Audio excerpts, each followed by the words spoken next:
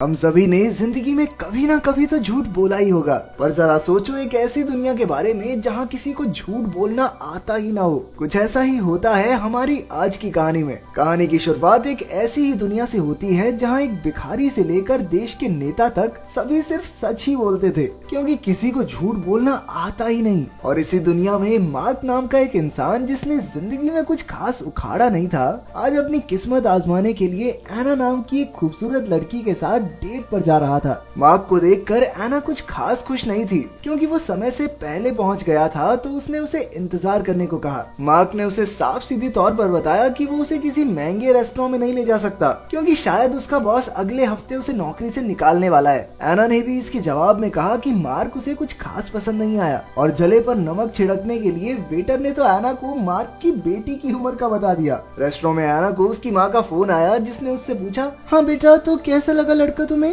अरे मम्मी क्या बताऊं, एक नंबर का घन चक्कर है ये तो, मोटा कहीं का, मुझे डेट पे ले आया सस्ते से रेस्टोरेंट में। और इसी तरह फोन पर मार्क की जमकर बेइज्जती हुई। अगले दिन मार्क अपने ऑफिस लेक्चर फिल्म स्टूडियोज पहुंचा, जहां एक आदमी ने मार्क को इंट्रोड्यूस करते हुए सबको बताया कि वो इस कंपनी का स्क्रीन प्ले राइटर है, और साथ ही साथ सबसे आलसी और कामचोर आदमी भी। और इसे याद रखने की जरूरत नहीं है, क्योंकि कंपनी इसको जल्दी निकालने वाली है। अबे इतना सच कौन बोलता है? ऑफिस के अंदर जाने पर पहले तो शैली ने उसकी बेइज्जती की, और फिर उसी वक्त उसके बॉस एंथनी ने खराब काम की वजह से उसे नौकरी से भी निकाल दिया। मार्क इन चीजों से उभर पाता उससे पहले ही उसे एना का ईमेल मिला, जिसमें उसने लिखा था कि वैसे तो तुम बहुत अच्छे हो, पर तुम थोड़े मोटे और गरीब हो, तो मैं नहीं चाहती कि मेरे बच्चे भी मोटे और गरीब हों, तो यू आर रिजेक्टेड। ऑफिस से जाते वक्त शेली और ब्रैड ने बताया कि उन्हें हमेशा से मार्क के साथ एक ऑफिस में काम करने में शर्म आती थी, और वो जिंदगी भर एक लूजर ही रहेगा। इसके बाद मार्क एक वृद्धाश्रम में पहुंचा, जहां उसकी बूढ़ी माँ रहा करती थी। उसने अपनी माँ को अपनी नौकरी के बारे में बताते हुए कहा कि उनका पूरा परिवार ही लूजर से भरा पड़ा है। उधर जब मार्क के घर उसका लैंडलॉर्ड किराया लेने पहुंचा, तो उसने वही अपनी दुख भरी कहानी सुनानी शुरू कर दी, जिससे परेशान होकर लैंडलॉर्ड ने कहा, देख भाई, एक दिन का टाइम दे रहा हूँ, घर खाली करके निकल जाए यहाँ से, फालतू बकवास में। इसके बाद मार्क अपना अकाउंट बंद कराकर अपने सारे पैसे निकालने बैंक पहुंचा, जहाँ कैशियर ने उसे बताया कि वो उसका अकाउंट बंद नहीं कर सकते, क्योंकि उनका सिस्टम अभी काम नहीं कर रहा। सिस्टम काम नहीं कर रहा? एसबीआई में खाता है क्या इसका? लेकिन कैशियर ने कहा कि फिलहाल वो उसे कैश दे सकते हैं। जब कैशियर ने पूछा कि हाँ भाई, कितने पैसे हैं तेरे अकाउंट में, कितने चाहिए बता, तो मार्क ने जिंदगी में पहली बार झूठ बोलते हुए बताया कि उसके अकाउंट में $800 पड़े थे। उसे बहुत डर लग रहा था, और तभी सिस्टम दोबारा से चलने लगा। कैशियर ने जब चेक किया तो उसके अकाउंट में सिर्फ $300 ही थे, लेकिन क्योंकि इस दुनिया में कोई झूठ बोल ही नहीं सकता, तो कैशियर ने मार्क की बात पर विश्वास करके उसे $800 दे दिए, और सोचने लगा कि शायद सिस्टम में ही कोई खराबी होगी। मार्क वहाँ से हैरान होकर वापस अपने घर पहुँचा, जहाँ उसने सबसे पहले घर आकर अपना रेंट भरा। फिर वो शाम को अपने दोस्तों के पास जाकर अपनी नई शक्तियों के बारे में बताने लगा, पर क्योंकि उनकी भाषा में झूठ को बताने के लिए कोई वर्ड ही नहीं था, तो ना तो मार्क उन्हें समझा पाया और ना वो समझ पाए। मार्क बार बार अपना नाम बदलता, और हर बार उसका दोस्त उसे सच मान लेता। इसके बाद उसने अपने एक दोस्त से पूछा कि उसे जिंदगी में क्या चाहिए, तो उसने जवाब दिया, भाई एक लड़की चाहिए यार, जिंदगी सूनी पड़ी है, उम्र बढ़ती जा रही है, क्या बनेगा मेरा समझ नहीं आ रही। इसके बाद मार्क बार से निकला और सामने रोड पर चलती एक औरत के पास गया। मार्क ने उससे कहा कि अगर उसने उसके साथ गुलू गुलू नहीं की तो दुनिया तबाह हो जाएगी। ये सुनकर वो लड़की डर गई और जल्दी से मार्क को लेकर एक कमरे में पहुंची। कमरे में पहुंचने के बाद मार्क ने उससे बातचीत करने की कोशिश की, लेकिन उस लड़की को तो बस दुनिया को बचाने का जोश चढ़ा था। ये सब देखकर मार्क को अजीब सा लगने लगा, जिसके बाद उसने एक फोन करने का नाटक किया और कहा कि अभी नासा से फोन आया है, उन्होंने कहा कि अब खतरा टल चुका है और अब उन्हें कुछ उल्टा पुल्टा करने की जरूरत नहीं है। वापस बार में पहुंचकर उसने अपने दोस्तों से पूछा कि वो लड़की के अलावा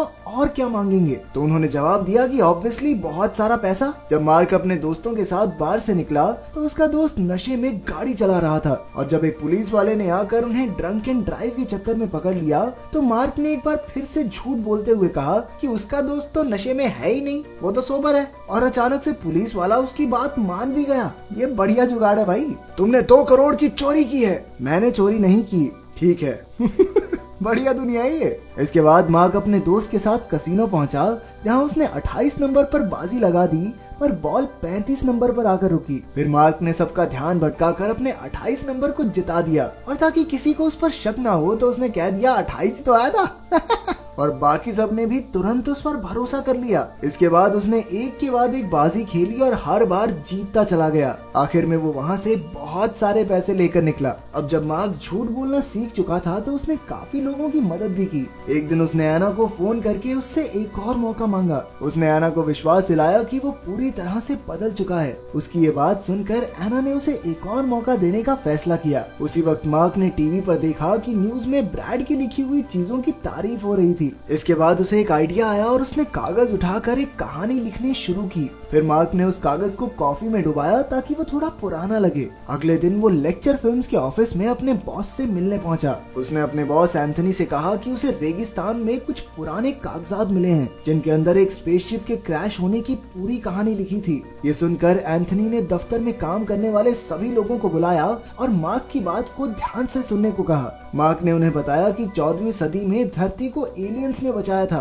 और बाद में उनके राजा ने सभी इंसानों की याददाश्त मिटा दी थी। और इस सदियों पुराने कागज के मुताबिक 700 साल के बाद मार्क नाम का एक महान आदमी लोगों तक ये कहानी पहुंचाएगा। और आखिरी लाइन में ये भी लिखा है कि लेक्चर फिल्म्स इस कहानी के ऊपर एक बहुत ही बड़ी फिल्म बनाएगी जिसके बाद मार्क बहुत अमीर और मशहूर हो जाएगा। ये सुनते ही सबने उसके ऊपर विश्वास कर लिया और तालियां मारने लगे। एंथनी ने मार्क को तुरंत इस फिल्म पर काम शुरू करने को कहा। अगले दिन मार्क एना को एक महंगे रेस्टोरेंट में लेकर गया जहां एना ने मार्क को उसकी कामयाबी के लिए बधाई दी और उसके परिवार के बारे में पूछा, जिस पर मार्क ने बताया कि उसका बाप शराबी था और उसकी माँ एक नर्सिंग होम में रहती है, लेकिन अब वो अपनी माँ को वहाँ से निकाल कर एक अच्छे घर में रखेगा। इसके बाद मार्क ने एना से शादी के बारे में पूछा, जिसके जवाब में एना बोली, देखो तुम सक्सेसफुल और पैसे वाले तो हो, लेकिन मैं नहीं चाहती कि मेरे बच्चे तुम्हारी तरह मोटे और गंदे दिखें। बात खत्म। ये ज्यादा डायरेक्ट बेइज्जती नहीं हो रही? उसी वक्त अचानक मार्क को एक फोन आया कि उसकी माँ की तबीयत बिगड़ने की वजह से उन्हें हॉस्पिटल में दाखिल किया गया है। ये सुनते ही मार्क हॉस्पिटल पहुंचा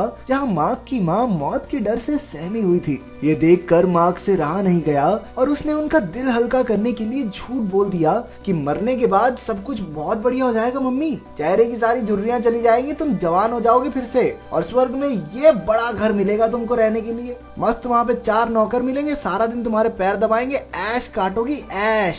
मार्क की ये सारी बातें वहाँ खड़े डॉक्टर्स भी सुन रहे थे। अगले दिन जब वो घर पहुंचा तो उसके घर के बाहर भीड़ लगी हुई थी। लोगों ने उसे देखते ही घेर लिया और सभी मौत के बाद की जिंदगी के बारे में पूछने लगे। बड़ी मुश्किल से वो अपने घर के अंदर घुसा और जैसे ही उसने टीवी चलाया वहाँ भी यही न्यूज चल रही थी। तभी वहाँ एना भी पहुँच गई और उसने मार्क से पूछा कि आखिर उसने अपनी माँ को क्या बताया था। मार्क ने एना को यही सारी बात बताई जिस पर उसे भी 1 सेकंड में भरोसा हो गया। उसने मार्क से कहा कि उसे सभी लोगों को ये सच बताना होगा। इसके बाद मार्क ने बाहर आकर सबको बताया कि आसमान में एक बहुत ताकतवर आदमी रहता है जो मरने के बाद सबको एक बंगला, गाड़ी, नौकर, आइसक्रीम और उनके हरामी रिश्तेदारों को तेल में तलता है। ये सुनकर एक औरत ने उससे पूछा कि ये सारी बातें तुम्हें कैसे पता है भैया? तो मार्क ने जवाब दिया कि वो ऊपर रहता ना आदमी, उसी ने बताया मुझे ये सब पर्सनली, एकदम कान में। इसके बाद ये बात हर जगह फैल गई। सभी अखबारों और न्यूज चैनल्स पर मार्क की इस बात के बारे में चर्चे थे। कुछ दिनों बाद मार्क ने एंथनी को वो स्क्रिप्ट पकड़ाई और फिल्म बनते ही हिट हो गई, जिसके बाद मार्क बहुत मशहूर और अमीर बन गया। एक शाम मार्क ने एना को बताया कि वो उससे अच्छे इंसान से कभी नहीं मिला। ये सुनकर एना शर्मा गई और वो दोनों किस करने के लिए एक दूसरे के करीब भी आए, लेकिन फिर वो एकदम पीछे हट गई। एना ने बताया कि मैं तुमसे प्यार तो करती हूँ, लेकिन मुझे तुम्हारी तरह मोटे और गंदे दिखने वाले बच्चे नहीं चाहिए मार्क, मैं क्या करूँ बताओ। शाम के समय एना मार्क के घर आई और उसने बताया कि वो ब्रैड के साथ डेट पर जा रही है और क्योंकि उसका शरीर एकदम सेक्सी और सुंदर है और वो प्यारे प्यारे बच्चे पैदा करेगा तो हो सकता है कि वो उसके साथ सो भी जाए। ये सुनते ही मार्क चिढ़ गया और उसने एना को समझाया कि शादी से पहले उल्टे पुल्टे काम करना गलत बात होती है। उधर डेट पर ब्रैड अपनी तारीफ करता गया और मार्क की बेइज्जती। अगले दिन जब एना मार्क का इंटरव्यू देख रही थी तो उसकी माँ ने चैनल बदल दिया। वो उसे समझाने लगी कि बेटा इस घटोत्कच से मुंह वाले से दूर रह ले, तुम दोनों का कभी कुछ नहीं बन सकता क्योंकि ये हमेशा से एक लूजर है और लूजर ही रहेगा। इसके बच्चे भी इसकी तरह मोटे और भैंस जैसे मुंह के निकलेंगे, तू देखियो। ये सारी बातें एना को बिल्कुल पसंद नहीं आई, पर उसकी माँ ने उसे जबरदस्ती ब्रैड से बात करने को कहा। कुछ महीनों बाद एना मार्क के घर पहुंची जहाँ मार्क बड़ी बड़ी दाढ़ी और बाल लेकर दरवाजा खोलने आया। मोटापे के चक्कर में भैया को रिजेक्ट कर दिया, क्या हाल बना दिया है, हे भगवान। एना ने मार्क को अपनी शादी का कार्ड पकड़ाया। कार्ड पकड़कर बेचारे मार्क ने एना को ब्रैड से शादी तोड़ने को कहा, लेकिन एना ने उसकी एक न सुनी, क्योंकि उसे लगता था कि ब्रैड के साथ ही उसके बच्चे एकदम स्लिम, ट्रिम और स्मार्ट पैदा होंगे। एना की शादी वाले दिन मार्क के दोस्त ने आकर उसे उठाया और दाढ़ी शेव करने को कहा। उधर शादी के बीच में अचानक से मार्क ने खड़े होकर सबके सामने कहा कि एना उसके साथ ज्यादा खुश रहेगी। ये सुनकर ब्रैड ने कहा कि वो आसमान में बैठे आदमी से ही पूछे कि एना के लिए क्या सही रहेगा। मार्क आसानी से वहाँ झूठ बोल सकता था, लेकिन वो झूठ बोलकर अपने प्यार को नहीं पाना चाहता था। उसने जवाब दिया कि एना को अच्छे से पता है कि उसके लिए क्या सही रहेगा। ये बोलकर वो चर्च से जाने लगा कि तभी एना ने उसे रोककर उस आदमी से पूछने को कहा, जिस पर एक टूटे हुए मार्क ने जवाब दिया कि ये तो सिर्फ एक कहानी थी उसकी माँ का दर्द कम करने के लिए। इसके बाद एना ने उससे पूछा कि फिर उसने शादी के लिए झूठ क्यों नहीं कहा। तो मार्क ने एना से कहा कि वो उसे तहे दिल से प्यार करता है और वो चाहता है कि एना भी उसे बिना किसी फरेब के चाहे। उसकी ये बात सुनकर एना भावुक हो गई और कहने लगी कि मेरा भी मन थोड़ा सा मोटे बच्चे पैदा करने का हो रहा है। बेसिकली इन दोनों की सेटिंग हो ही गई। तो अगर आप ऐसी दुनिया में पहुंच जाएं तो आप क्या करेंगे, कमेंट्स में जरूर बताना।